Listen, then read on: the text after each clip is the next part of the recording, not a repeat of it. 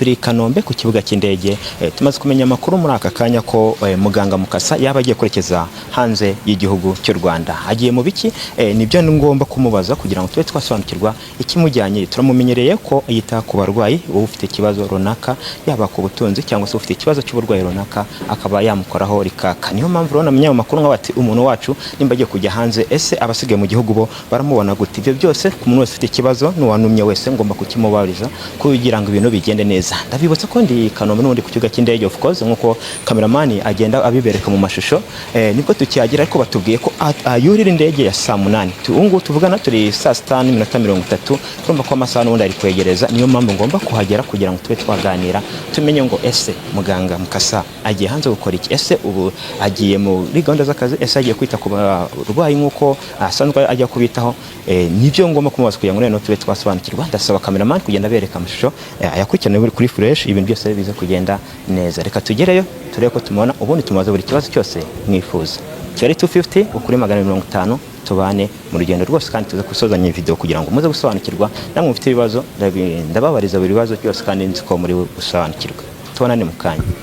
Ndi kubona n'ubundi nkuko nagiye mbibabwira, ndi kumubona imbere yanjye, namubonye muganga Mukasa namaze kumenya ahantu ahagaze. Uko byagenda kose aracyari gutunganya tumwe na tumwe kugira ngo abe yakurira indege, ariko ngomba kuhagera kugira ngo mbe namuganiriza dusobanukirwe, ndetse kandi namwe muba mufite ibibazo bitandukanye mwe mwamubona abe yanabaha ama contact ye kugira ngo ajye abafasha ibintu bigende neza cyane. Reka magere rero tube twaganira. Nari nsanze ari ahantu haba hari iki, haba hara abantu bategereje nyine kuba babona indege muri rusange. Reka mbe nahagira mbe namuganiza kugira ngo tube twamenya ibintu byose. Urumva aba yari busy, ariko nubwo ari busy nta kibazo, ndaza kumuganiriza kugira ngo ibintu byose bibe byagenda neza. Nsanze ari kuri telefone, uko byagenda kose asanga ari n'abarwayi n'ubundi, ariko ari ndi kubabwira ko muganga Mukasa n'ubundi namenye amakuru ko agiye kwerekeza mu bihugu byo hanze. Sindamenya ibihugu, sindamenya abarwayi agiye kwitaho aho agiye kubasanga. Niyo mpamvu rero muri aka kanya mpagararanye nawe kugira ngo abe yadusobanurira, yaba nge yaba mwebwe mudukurikiranye, kugira ngo namwe mumukeneye mube mwamubona byoroshye. Turakwakire kuri amakuru yawe mumeze gute? Bimeze fresh. Wenda ndabatunguye, ntabwo mwamuzi ko ndi buhagere, ariko byari ngombwa kuko hari abantu benshi baba bakeneye kukubona, baba bakeneye kumenya ko bakubona. Niyo mpamvu rero namenye ko uri hano. Nari maze iminsi ngushakisha ko cyane ko uri busy nkuko bisanzwe, uri kwita ku barwayi kuko bana babigoye. So mu gihe mumubonye rero nagira ngo ube wasobanurira abantu, ese ko tugusanze hano, uri hano mu biki, uri hano ugiye mu kihe gihugu, ese koko urugendo ufite ugiye kwita kuri bande, ese ni mu bihe bihugu muri rusange? Gusa kimwe cyo kuntungura cyo ntago biba ari sawa kuba muntunguye, cyane ko nk'ibi ngibi gufata gahunda yo kuza ku kibuga cy'indege yari gahunda yanjye na gahunda z'akazi kanjye ka buri munsi ko kwita ku barwayi. Ariko rero niba mpagaze nk'ahangaha n'ubushize nabwo naje kwakira abantu mbona murantunguye, none n'ubundi ubwo nari niteguye kurira ndabona nabwo n'ubundi muba mwangejejeho kamera. None se ubundi mwebwe kubera iki muba mushaka guhabangama? Mbere na mbere ndagusa ko ibi bintu byanyu bya kamera mba nabishaka. Urumva ko mbere na mbere turabanza kwisegura cyangwa se kuba twabasaba imbabazi. Gusa ibi tubikorera abantu kwa ko hari abantu benshi bagiye badutuma bakatubwira ati muganga Mukasa tuba tumukeneye. Hari abantu bafite ibibazo bitandukanye, ariko bagahura n'abantu babateka imitwe, ariko ugasanga bari bizeye muganga Mukasa. Ariyo mpamvu namenye amakuru y'ahantu herereye, nkaba navuga ati reka magere mbarize abantu benshi, kuko hari abantu benshi baba bagukeneye, urabizi. Ibyo rero nibyo mpora abantu bose buri munsi. Abantu baranzi muri rusange, nomero yanjye baba bayifite, uko tuvugana n'ibyo dukora, uko mbafasha barabizi. Rero muri aka kanya bidatinze kuko amasaha yo guhaguruka ndabona yegereje, ubu ngiye ku kibuga cy'ahantu bita Kenya Nairobi, kubera ko hari abantu muri rusange ngiye gufasha mu kazi kanjye ka buri munsi. Ndumva rero amakuru wari ukeneye kumenya nayo ngayo.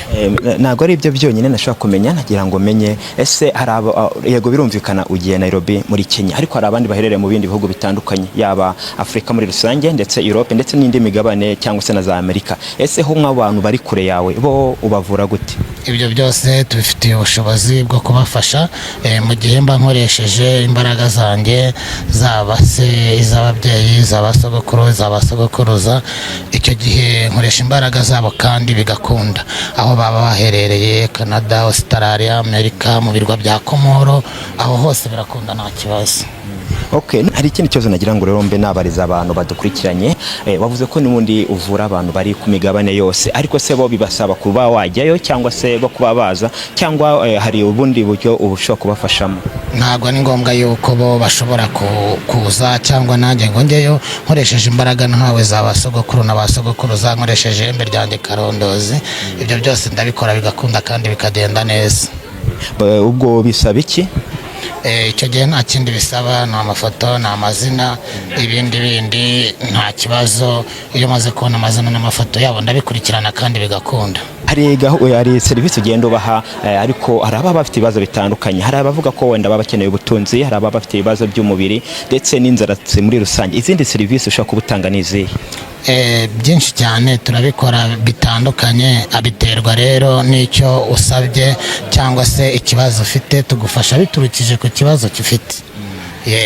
Buri kibazo cyose, hari n'ababa bafite ikibazo wenda cy'ubusazi cyangwa se abarwara ibicuri, ndavuga nyine mu buryo bw'umubiri muri rusange. Sobanurira haba kuba abarwayi igicuri, za nyabingi, abari bafite ibintu by'imyuka mibi baboherereza bitewe n'imiryango cyangwa se imandwa, bakaba batabasha kubyicaza cyangwa ngo babiterekerere iwabo baraterekeraga.